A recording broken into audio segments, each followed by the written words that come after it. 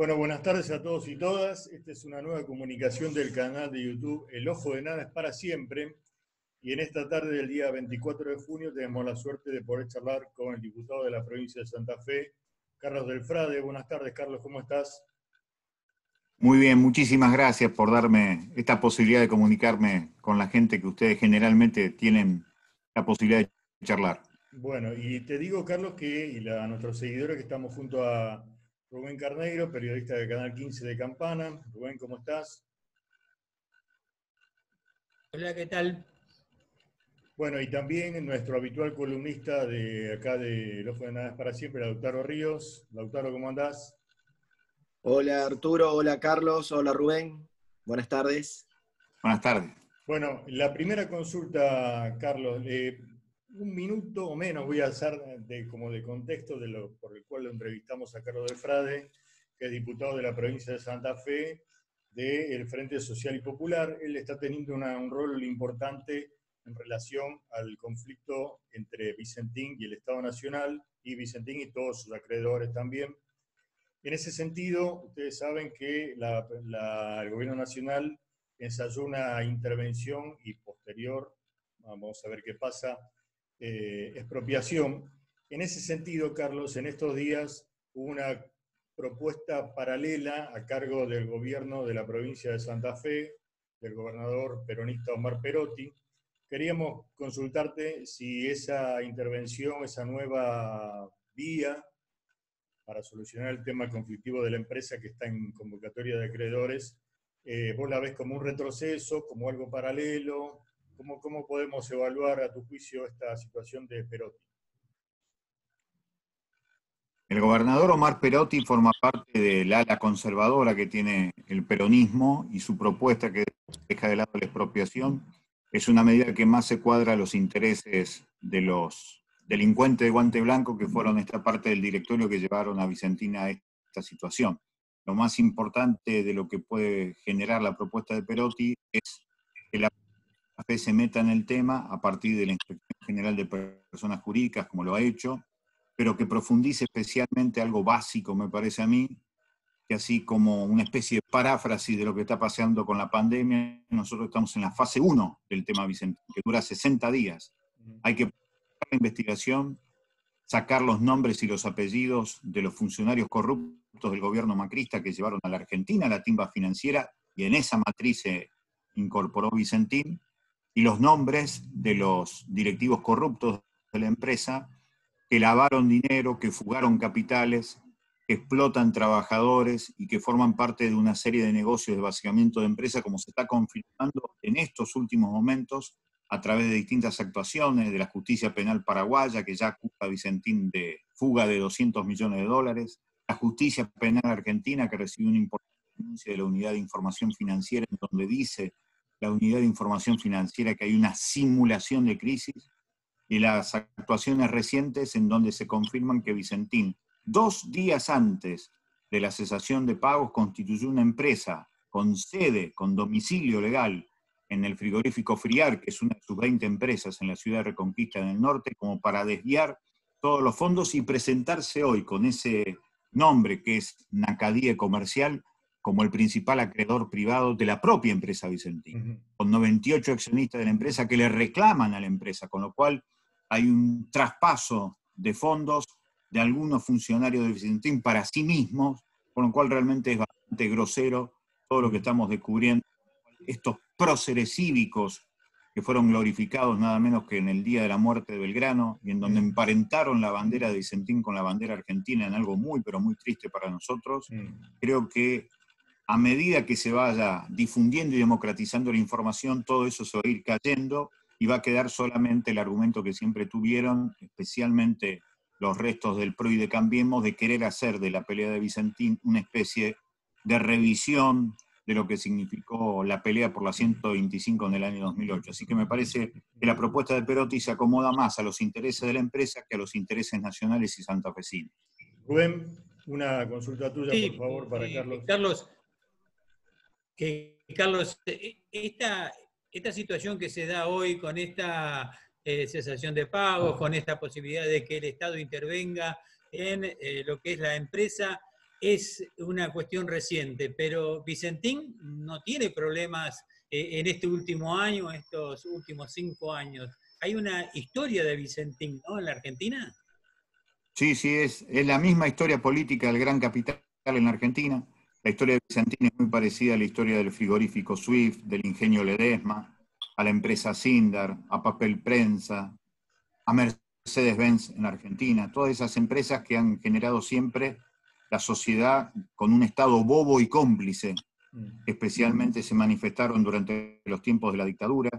En la dictadura de Onganía, por ejemplo, aquel golpe que desplazó a Ilia el 28 de junio del 66 produjo que la concentración de tierras fiscales en el norte profundo de la provincia de Santa Fe, en donde antes estaba la forestal y después empezó a instalarse Vicentín, le dieron parte del territorio en donde se produce el algodón, donde se cultiva el algodón. Vicentín empieza siendo una empresa familiar de 2 hermanos que se dedican a 2 cosas, acopiadores de cereales y desmotadora de algodón. Ese algodón le viene bárbaro, es un regalo prácticamente de la dictadura de Onganía, el onganiato, y después, durante lo que fue la primavera democrática del 73, hay una gran movida de trabajadores y obreros aceiteros en Reconquista y Avellaneda, pero todos quedan marcados. Y a esos trabajadores que habían organizado esa resistencia, cuando llega el terrorismo de Estado el 24 de marzo del 76, con la precisa marcación que le hace el gerente de personal de Vicentín, terminan 22 trabajadores presos, torturados en distintos lugares de la provincia de Santa Fe. Y esa causa, que es paralelo a la causa 50, como se conoce en la justicia federal, de lo que fue el terrorismo de Estado en la Reconquista, se va a reabrir esta semana justamente, porque Vicentín tiene que dar cuenta por esos 22 torturados, esos 22 trabajadores, algunos de los cuales se murieron. Como consecuencia de eso que Vicentín generó a favor del objetivo del golpe, que era domesticar a los sectores trabajadores, porque la mayoría de los desaparecidos eran jóvenes trabajadores con ideas revolucionarias, Vicentín le recibe de regalo de la dictadura militar el puerto de aguas profundas en Ricardona, muy cerca de la ciudad de San Lorenzo, sobre el Paraná. Eso en el 79. Y 3 años después, Domingo Felipe Cavallo, como presidente del Banco Central de la República Argentina, nacionaliza, estatiza, una vez más el Estado bobo y cómplice, estatiza una deuda que tenía Vicentín en aquel momento de $2 millones, privada esa deuda, y la terminamos pagando nosotros. 19 después, en el año 2001, Vicentín fuga $135 millones y otra vez el Estado Nacional, al servicio de Vicentín, termina nacionalizando esa deuda privada. Y ahora, otros 19 años después, en el año 2020, Vicentín repite la estrategia de presentar un gran endeudamiento para que el Estado vaya a socorrerlo, siempre con esta idea preestatal, es decir, pre-1853, que el Estado solamente tiene que poner plata ahí en donde los privados dejan de ganar tanto. Eso es lo que quieren, pero más que nada ahora lo que más quieren es impunidad, porque queda cada vez más evidenciado que cometieron muchísimos delitos económicos, y eso genera que muchos sectores de la política tiendan a acercarse a Vicentín para decir, dejemos de lado la expropiación, ustedes apártense, o en todo caso no profundizamos la investigación para que ustedes zafen de la justicia. Eso es lo que tenemos que evitar, porque Vicentín es la primera agroexportadora del país, la empresa más importante de la provincia de Santa Fe, y me parece que es la gran ocasión para presentar un Estado inteligente, que defienda lo nacional, que defienda la fuente de trabajo, que discuta la propiedad de la tierra argentina, que discuta que entra y que sale por los puertos, y por otra parte el sistema financiero, porque detrás de todo esto está que la complicidad del Banco Nación se da en el contexto de la continuidad de la Ley de Entidades Financieras que viene de febrero de 1977. Esa historia de Vicentín se puede repetir con la historia de las grandes empresas que en la Argentina fueron grandes, entre otras cosas, porque fueron desaparecedoras, endeudadoras, fugadoras de capital, lavadoras del dinero, y siempre contaron con complicidad del Estado. Terminar con eso es empezar una Argentina distinta. Lautaro, una consulta para Carlos. No, cuando Carlos estaba narrando la historia de Vicentín, estaba prácticamente narrando la historia de Campana también acá con Tenaris y Berca. Hay un paralelismo notable en lo que estabas diciendo. y de dónde... Perdóname que te tuteo, Sí. Carlos, si me permitís. Es un pibe, Y aparte.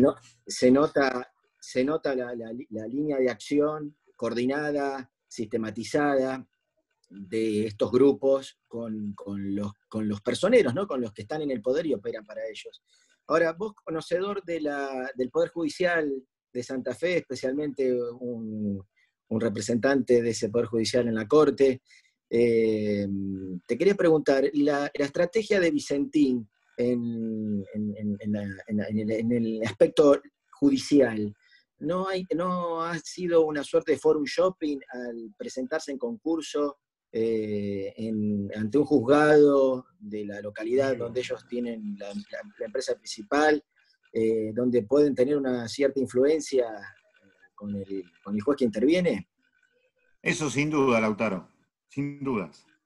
Vos caminás 5 cuadras a la redonda de donde vos te parés, con el colectivo o en el remis, donde hayas llegado a Reconquista y Avellaneda, 5 cuadras a la redonda, te encontrás con Sepelios Nardelli, Óptica Nardelli, Panadería Vicempan, Transporte Nardelli, Dentista Paduán, Contador, Abogado Bullati. Son todos... Todos esos nombres hacen a la familia Vicentín. 129 integrantes de la familia, un patrimonio personal de cada uno de esos integrantes de 530 millones de dólares. Ese es el patrimonio personal de acuerdo a las 50 riquezas más importantes de la revista Forbes, que publicó el año pasado, las riquezas de la Argentina.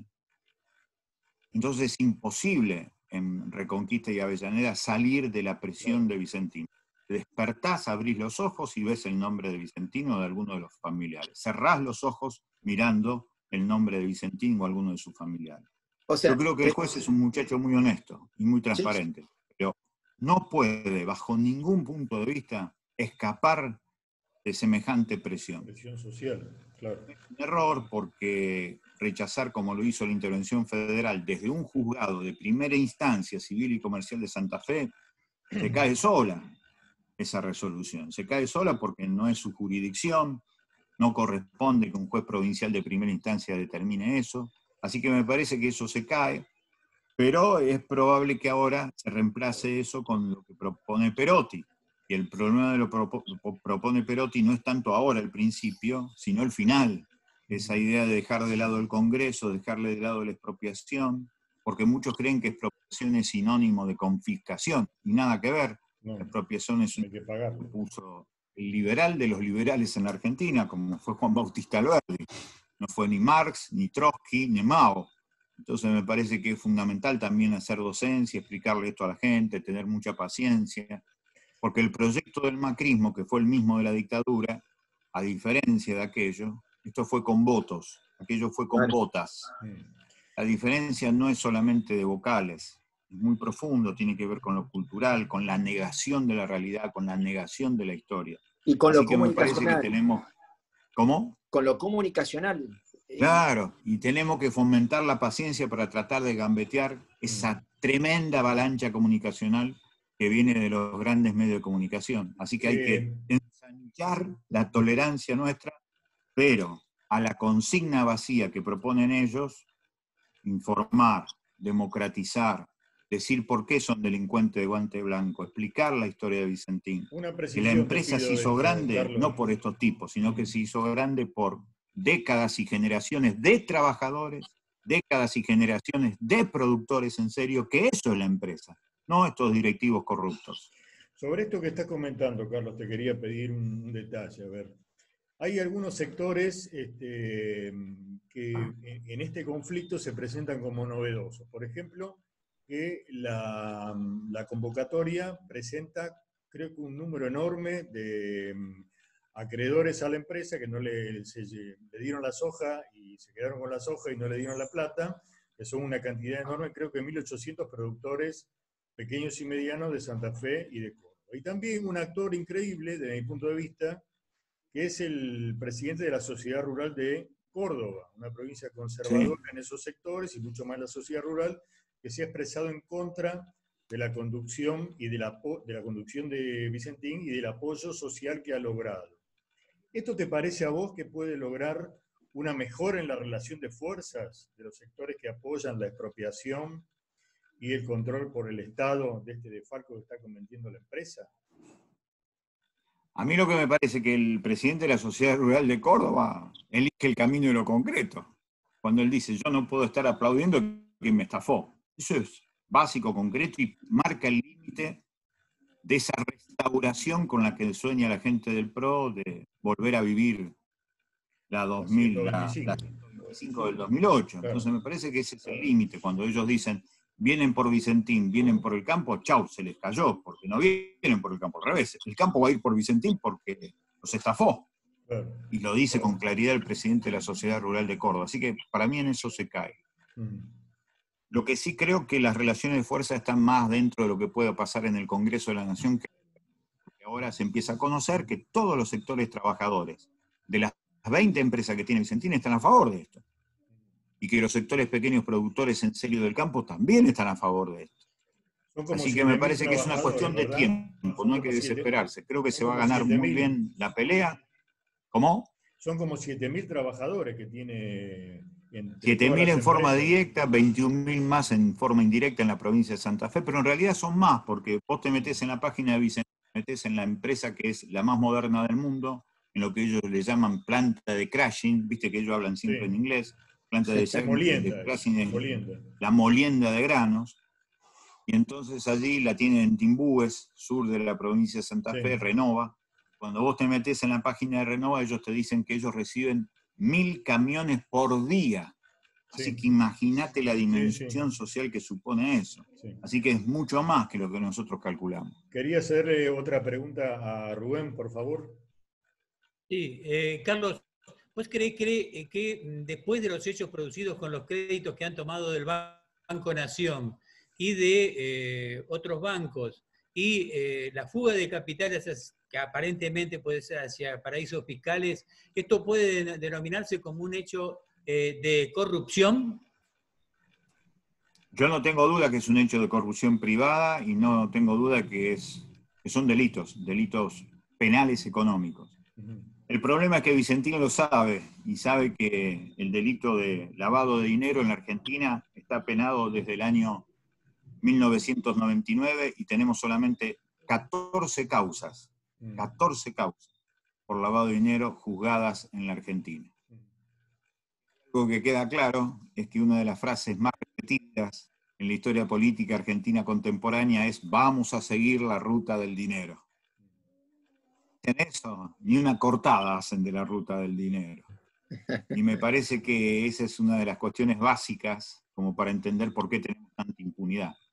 Porque el lavado de dinero muestra también que allí aparecen los negocios mafiosos que después le terminan arrancando la vida a nuestras pibas y nuestros pibes en los barrios de ciudades que alguna vez fueron obreras.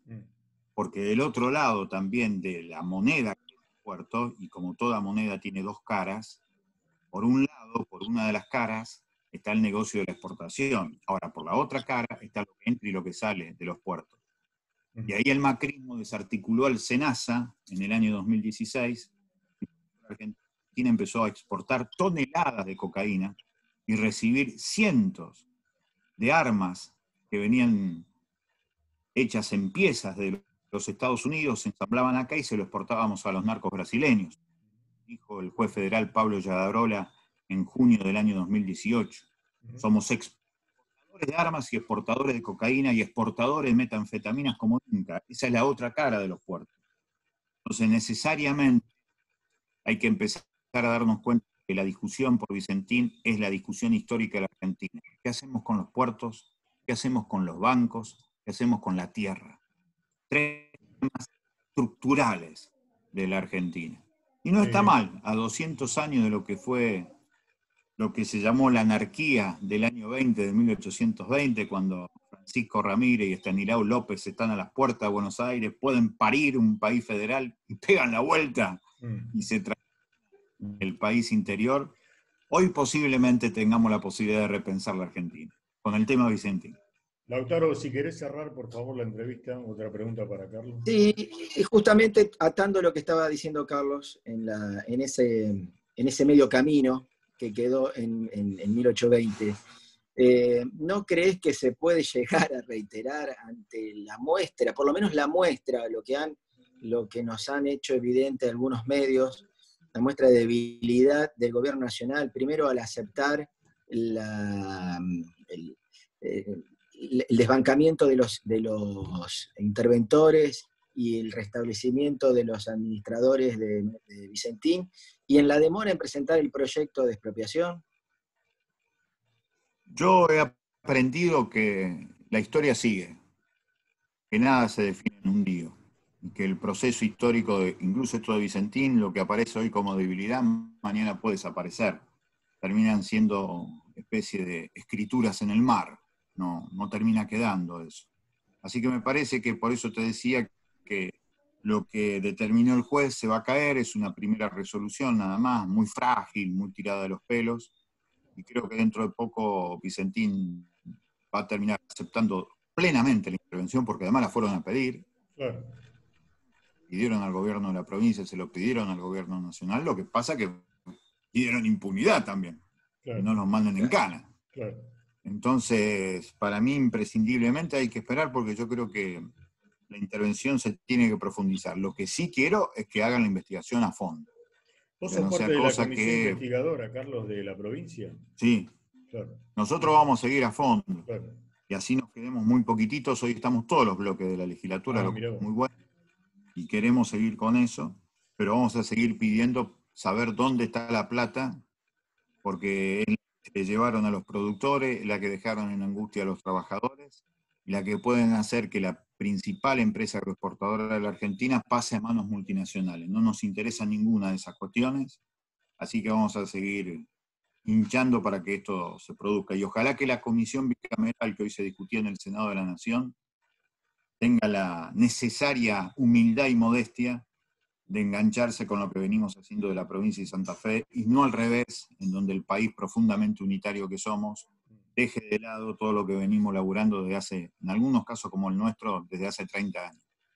Bueno, muchísimas Y gracias. mucha de esa plata es de los argentinos, ¿no? Porque los créditos del Banco Nación es plata de los argentinos. Lógico. Claro, es plata del pueblo argentino. Así es. Ponete a pensar cuánta gente fue a buscar un crédito al Banco Nación y no se lo dieron en la madrugada de un sábado o un domingo, como pasó con los créditos de noviembre del año 2019, donde le dieron 26 créditos en un mes de 30 días, con lo cual se lo dieron los días no hábiles, sábado, domingo, de madrugada, y con la sola garantía de un correo electrónico. Claro. Eso es un fenomenal saqueo y una utilización del Banco Nación como si fuera la caja privada de Vicentín, cuando no lo era, es el banco de todos los argentinos, como bien decís.